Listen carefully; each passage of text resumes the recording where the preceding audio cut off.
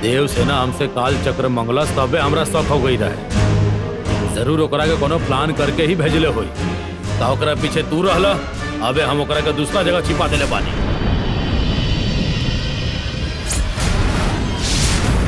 तू ऐसन करबा हमके कबो लागल ना रहे। कुछ दिनन से देख रहल बानी तहार बर्ताव अलग है। बोला तू ऐसन काहे कैला? हमके जाने के है कि आखिर तू ऐसन काहे कैला। अब सच बताइबा कि ना बताइबा?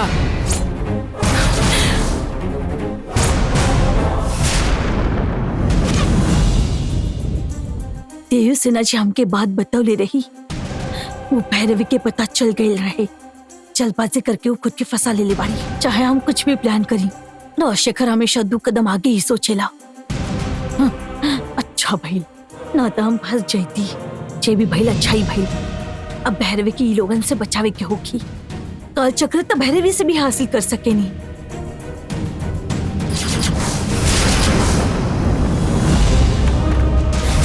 का भइल? का भइल? तहार पति राजशेखर के गैर मौजूदगी में काल चक्र के चुराए के कोशिश कैलस। उनकरी गलती खातिर रउआ दोनों ही जिम्मेदार बानी। ये भी और कितना बर्दाश्त करी है। यहाँ जे कुछ भी हो रहल बा वो काल चक्र की वजह से ही हो रहल बा। इनकरा के लागेला ओके देवी के पास पहुँचावे से सारा प्रॉब्लम खत्म हो जाई। इनमें गलत का बा? फिर भी अपना ही घर में ही काल चक्र काहे चुरावले? रउआ भी तो वो काल चक्र कहीं से चुरौले ही बानी ना। रउआ जे कहनी ओकर सामने इनकर गलती बढ़ नहीं खे। नहीं वैसा नहीं किया। रउआ कुछ मत बोली बाबूजी। रउआ बस माधवी की बात सुने नहीं, यही से ये महल पर इतना सारा मुसीबत मंडरा रहल बा। रउआ इनकरा के काल चक्र ना देवे के चाहत बानी तो मत देई, लेकिन दया करके इनकरा पे चोरी के इल्जाम तो बिल्कुल मत लगाई, ना तो हम फिर से ही घर छोड़ के चल जाई। अच्छा भाई, गंगा की वजह से हम बच गए। काल चक्र जब देवे के होगी तब दे रही है। परिवार के भला खातिर रउआ अपन नाम बदनाम मत करी। चलिए चलल जाए।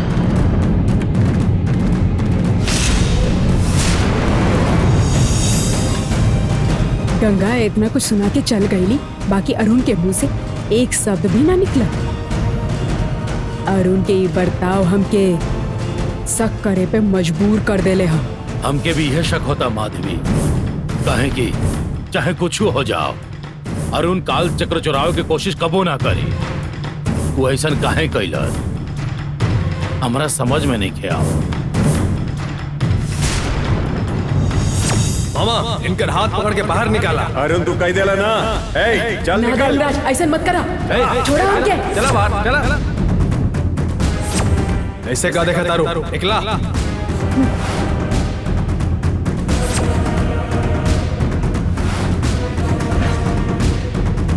कुछ दिनन से अरुण ना लग रहा था। अरुण पे तो हमके शक बा ही। जल्द ही शक यकीन में बदल जाए।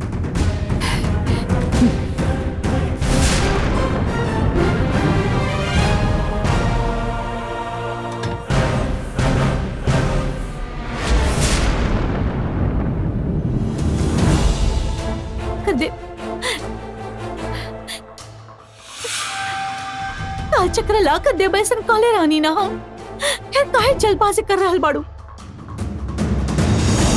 हम वहाँ वक्त पर ना पहुँचती तो रउआ भैरवी बानी ये माधवी पहचान जाती ना। जब तक काल चक्र हमरा हाथ में ना लाग जाई तब तक हमारे मन के शांति ना मिली। यही से हम खुद ही वहाँ गई।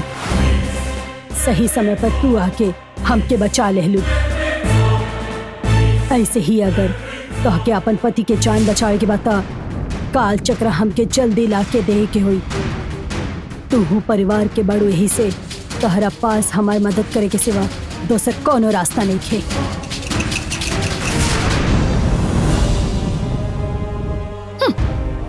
हम काहे तोहर मदद करब?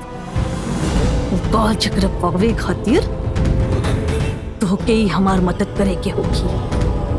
इ नंदिनी का चीज पिया तू धीरे धीरे समझ जाइए।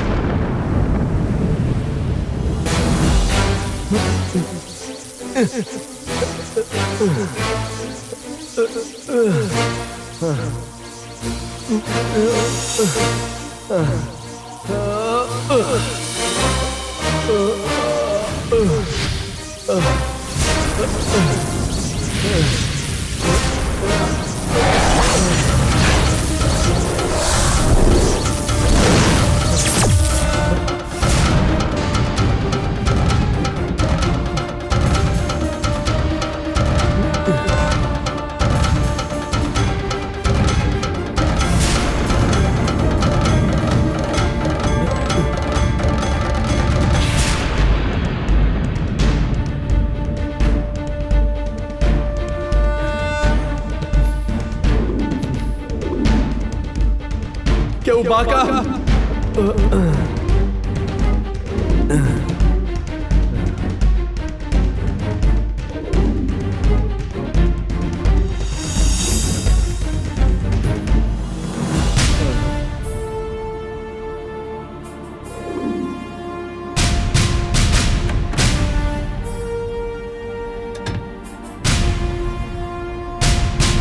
गंगा, तारा के भूख लगल होगी, थोड़ा सा खा ला।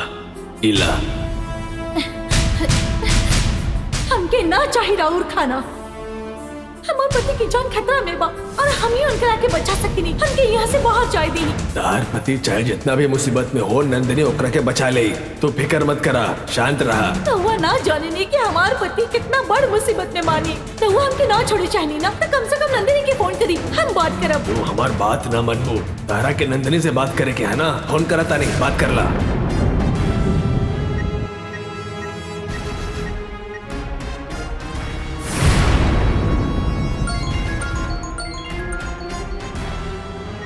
नंदिनी।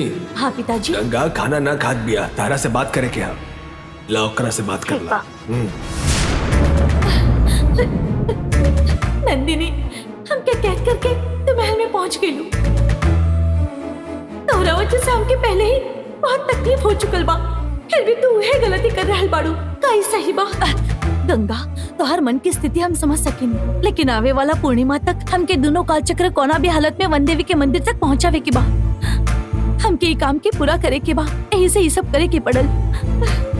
दुनिया में सिर्फ तू ही बाड़ू जेकरा पर हम अपन हक जता सकेनी, वही हक से हम ये सब कहनी। हमार पति के बंधन में बांध के वो भैरवी खुद ही महल में रह रहल बिया। के बारे में तो कुछ पता भी बा? वो कहाँ बाड़े, अगर के कुछ भइल त ना होखे, वो कौन हाल में बानी हम कुछ न जाने नी। महल में रहे वाला अरुण नइखे भैरवी बाड़ी, ई बात हम जानी नी। लेकिन अब ये हालत में हम अरुण के ना बचा सकेनी, काहे कि जब तक भैरवी महल में बाड़ी तब तक ही हम वो कालचक्र हासिल कर सकेनी।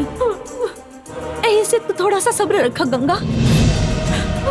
कालचक्र मिले के बाद हम अरुण के जरूर वापस लाइब। हम कौनो भी बात पर सब्र कर सकेनी। यदि बात अगर उनकर बात तो हम सब्र ना कर सकेनी, तो हमके और ज्यादा तकलीफ मत दो। हमके उनके रखे बचावे के बाद नंदिनी, हमके यहाँ से बाहर निकालो। हम अपन पति के बचा के वापस आ जाइब। यदि तोहके बाहर छोड़ देनी तो हम ही महल में ना रह सकेनी। ऐसे कुछ और दिन खातिर तोके वहाँ रह के ही होगी। तो ये ठीक ना कर रहल बाड़ू नंदिनी। हमरा पास दूसरा और कौना रास्ता नहीं खे गंगा। तोके तकलीफ हो रहल बा, इसे माफ कर दो नंदिनी।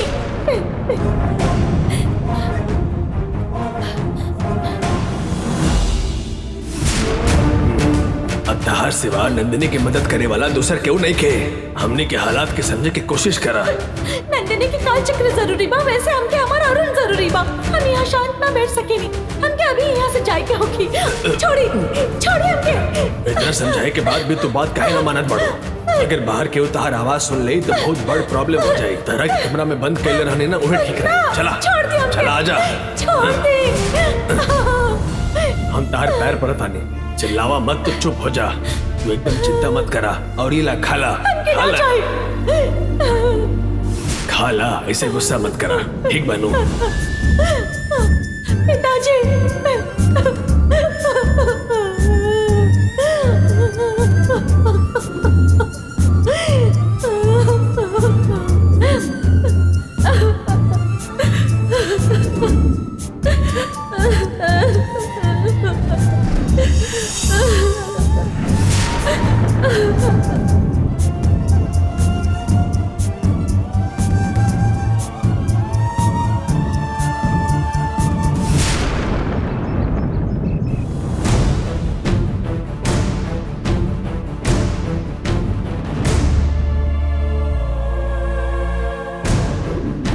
गंगा अरुण के फिक्र से बहुत बेचैन हो रहा होगी।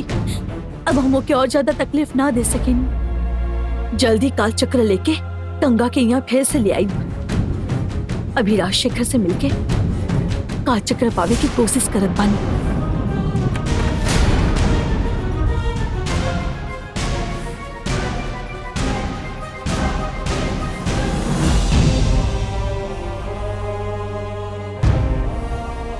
आवा गंगा।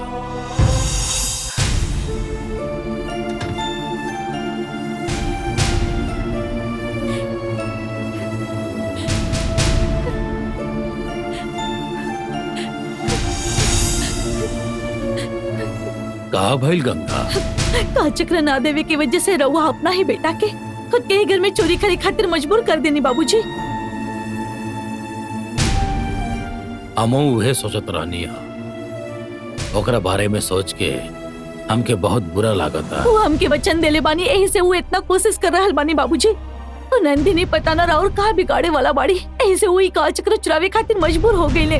वो काहे ना समझ रहल बानी, काल चक्र पावे खातिर वो कुछ और उल्टा सीधा कर बैठी है बाबूजी। तो काल चक्र लौटा दी। रो मत गंगा, पूर्णिमा होखला के बाद हम काल चक्र जरूर लौटा दे। लेकिन उससे पहले यदि नंदिनी रउआ के कुछ कर बैठी था, वो हमने सहन न कर पाई। पूर्णिमा तक इंतजार मत करी, रउआ अभी वो काल चक्र हमके लाके दे दी। हमने दोनों मिलके वो काल चक्र देवी के चरण में रखावे नी।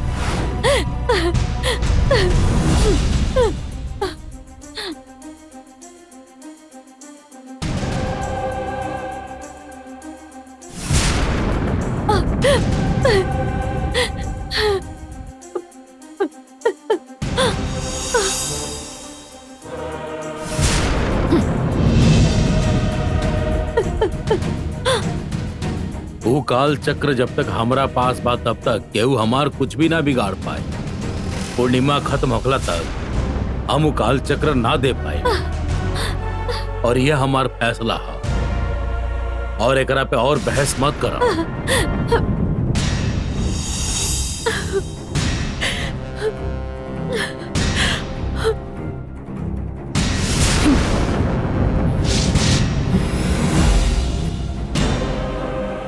तू सीधा तरीका से काल चक्र ना देव, ई बात हम जानत रहनी।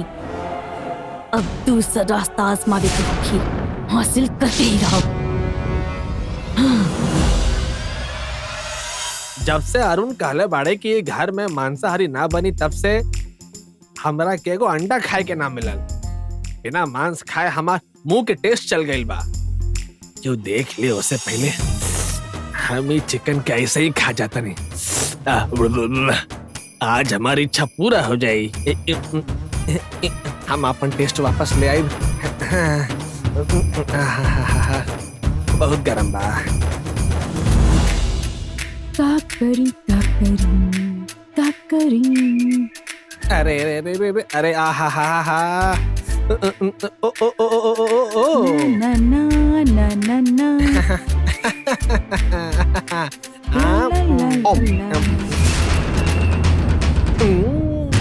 अगर ये देख ले तो हमार मुंह में एक तो पीस ना जाए, कुल हजम कर जाए। हमर दिल है इतना छोटा, मुसीबत गाना गाते हुए आवाज बाड़ी। हमार ये का छुपा रहा हमसे? कहा पीछे का छुपा रहल बड़ा हमसे? वो कुछ ना बा, ऐसा ही हाथ पीछे रख के तार इज्जत करता नहीं हम। ना हमके पता है तू हमसे जरूर कुछ छिपा रहल बड़ा। तहार हाथ में कहा दिखावा, चला अरे कुछ नहीं खे। दिखावा। अरे अरे हम घुमा, कहानी ना कुछ नहीं खे बा। हम कहानी ना घुमा। कहानी ना कुछ नहीं खे। वहाँ अरे पे। अरे कहा पीछे कहा छुपा रहल बड़ा हमसे? वो कुछ ना बा, ऐसा ही हाथ पीछे रख के तार इज्जत करता नहीं हम। ना, हमके पता है तू हमसे जरूर कुछ छिपा रहल बड़ा। तहार हाथ में कहा दिखावा, चला अरे कुछ दिखावा। नहीं खे। अरे हम घुमा। कहानी ना कुछ नहीं खे बा। हम कहानी ना घुमा। अरे कहा तो नहीं ना कुछ वहाँ नहीं पे। खे। अरे कुछ उल्टा नहीं के घुमा के बोलता नहीं हम। अरे कहा दिखावा, हम चला। ऐसा ही हाथ पीछे कहले बानी, कुछ नहीं के हमार हाथ में। झूठ मत बोला, ये तरह पे बिल्कुल भरोसा नहीं करी। हम कहानी ना एक बार दिखावा, हमके दिखावा, घूम जा। अरे अरे घुमा। सुना हमार बात तो सुना तू। कुछ नहीं खे। हमके कुछ जरूर नहीं कुछ खे देवी। अरे ना ना ना, अरे कुछ ना बा। अरे हम बोलता नहीं कुछ ना बा। घुमा, छोड़ दा देवी, हमार बात सुना। देवी देवी हमार बात सुना।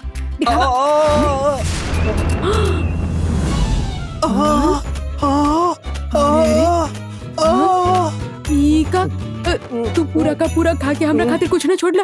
कुछ तो ख्याल रखता हमार। अरे एक निबालता छोड़े के चाहत रहे हमरा खातिर। खात वक्त अपन बीवी के ख्याल का ना आवेला तारा। हम तो एक टेस्ट भी ना ले ले रानी। प्लेट में पूरा मुर्गी रहल, क्या मालूम कहाँ चल गई।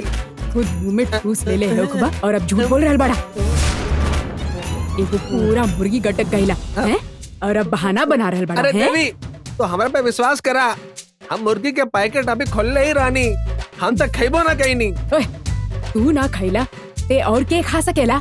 तहार और हमारा अलावा और केहू दिख रहा यहाँ पे? आस पास केहू ना हा। ई देख के अकेले ही सब कुछ खा गए ना, और ऊपर से दूसरन के ऊपर इल्जाम लगा रहल बड़ा। एक चमाट मारा ना तहरा के। देवी। ई का ई हड्डी के फेंकले से जा। अरे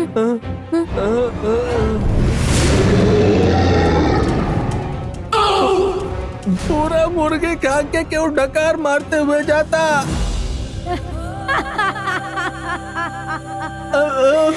हम काले रहने ना, हम तो ही मुर्गी ना खाई नहीं। हाँ अब तारा के समझ में आई। हाँ यकीन हो गए। लागत रहे ई महल में होके वाला अजीब घटना बंद हो जाए, बाकी ये कुछ नया शुरू हो गए। अब तक रुके से भी डर लग रहा। अरे ना हमें जाना रुका, हमके डर लग रहा। चला चल का कर रखा एक रह जा। चला चला चला चला ना।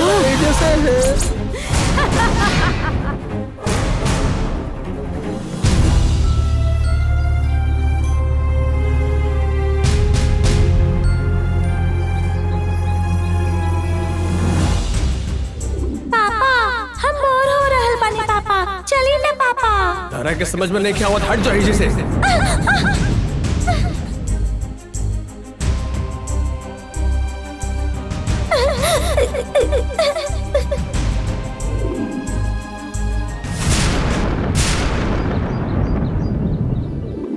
पापा हम बोर हो रहल बानी पापा, चली ना पापा। तारा के समझ में नहीं क्या हुआ, हट जाओ इसी से।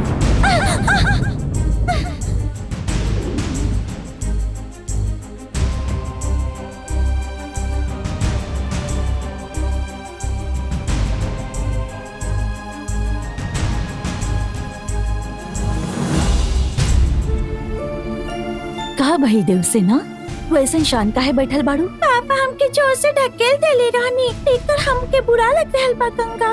पापा कोनो बिजनेस टेंशन में होखी हैं, एही से वो ऐसन कैले होखी हैं। ना गंगा, पापा कुछ दिन से ठीक ना लग रहल बाड़े। वो हमसे ठीक से बात भी ना कर रहल बाड़े। हम पापा से बात कैले बगैर ना रह सकेनी। तो बोलो ना पापा के हमसे बात करे खातिर। तू और पापा बात न कर रहल बाड़े तब हम पापा से बात करे खातिर कहले रहनी ना। पापा रहुआ सर से गंगा के सर की टक्कर दी। हाँ सुपर आइडिया। ना ना ना ऐसे करब तो गंगा के लग जाए ना। आराम से टक्कर दी पापा। कर दें अब पक्का दें। हाँ दी।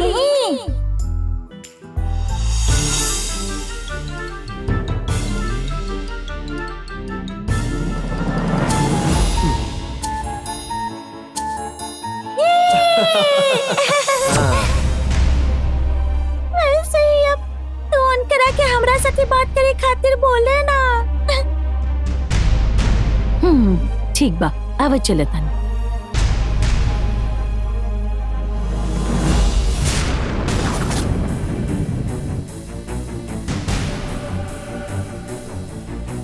सुनिए